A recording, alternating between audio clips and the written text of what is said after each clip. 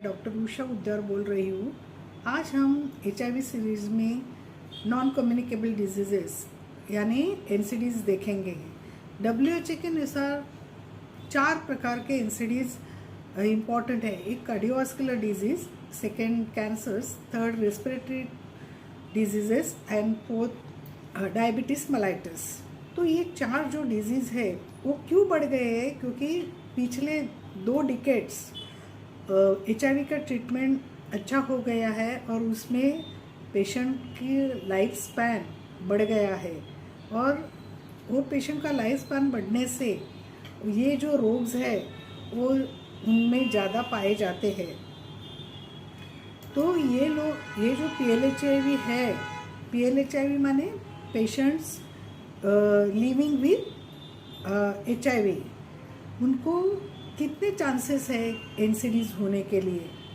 तो ये NCDs यानी नॉन कम्युनिकेबल डिजीज़ेस जो है वो HIV पेशेंट में उनके चांसेस ज़्यादा रहते हैं, क्योंकि एक तो उनका इम्यून सिस्टम कम रहता है और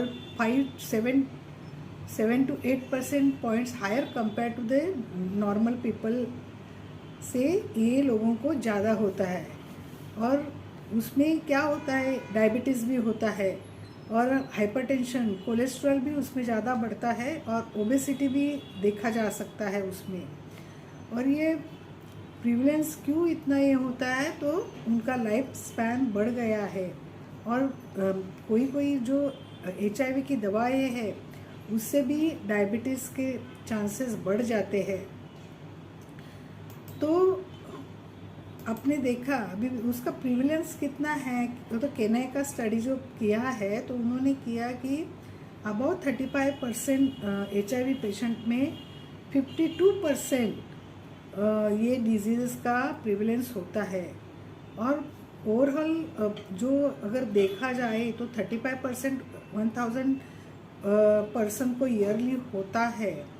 और हाईएस्ट इंसिडेंस किसमें दिखाई देते हैं कि PLHIV पेशेंट्स 45 to 54 ईयर्स के जब होते हैं तब उसमें ज़्यादा दिखाई देता है, क्योंकि उनका लाइफ एक्सपेक्टेंसी बढ़ता है तो उनका उम्र भी वो थोड़े बूढ़े होते हैं तो उसमें ज़्यादा बढ़ता है। और उसमें की ऑब्जर्वेशन क्या किया है कि 20% of PLHIV had at least 1 NCD, means उसमें हाइपरटेंशन के 12.4 पेशेंट्स होते हैं, ऑस्टियोपोरोसिस पेशेंट को 6.5 होता है, डायबिटीज़ 4.5 to 7 पेशेंट को होता है, उसमें रीनल इम्पेयरमेंट भी होता है और मॉर्बिडिटी और कार्डियक मायोपैथी भी 1.3% होते हैं।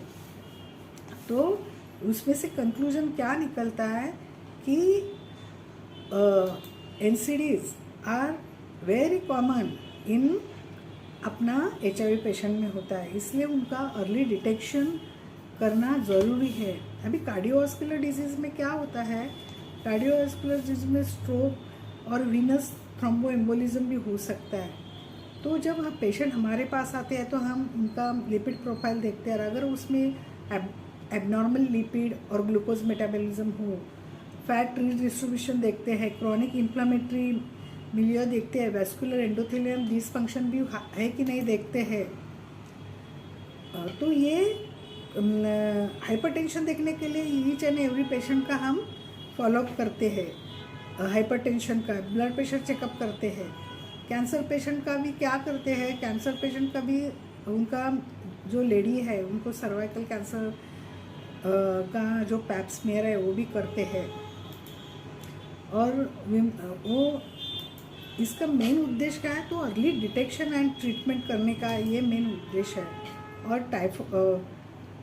ये अपना डायबिटीज़ में क्या है, डायबिटीज़ अगर बढ़ जाएगा तो कार्डियोवास्कुलर रिस्क भी बढ़ता है। तो ये indirectly diabetes CVS disease means cardiovascular disease को भी प्रमोट करता है। तो उसमें देखते हैं कि अल्टर्ड रीडिस्ट्रीब्यूशन है क्या फैट्स का, हाइपरग्लाइसेमिया मीन्स डायबिटीज़ ज़्यादा है क्या, ये देखते हैं। और उसके लिए हम पेशेंट का fasting glucose, random glucose and 2 hourly glucose भी देखते हैं। तो ईच एंड एवरी पेशेंट का हम आए हैं तो ब्लड प्रेशर चेक करते हैं और शुगर भी चेक करते हैं।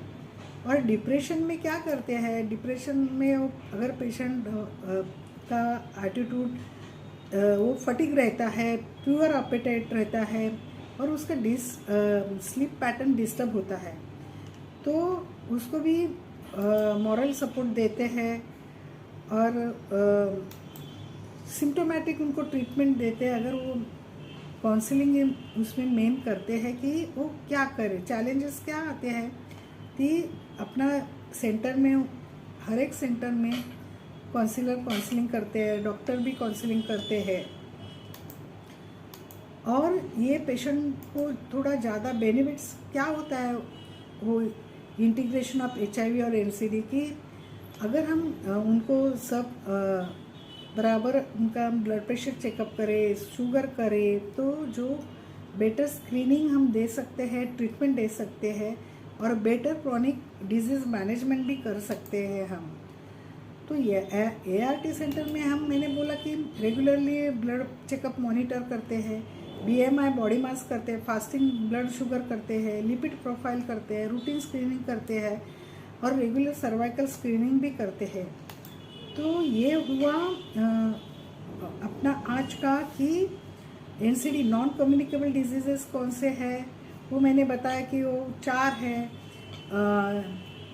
Non communicable severe cardiovascular disease है, रेस्पिरेटरी इन्फेक्शंस है, कैंसर्स एंड डिप्रेशंस हैं। तो दोस्तों आज के दिन इतना ही, धन्यवाद। अगर ये आपको अच्छा लगा तो लाइक एंड शेयर ज़रूर कीजिए।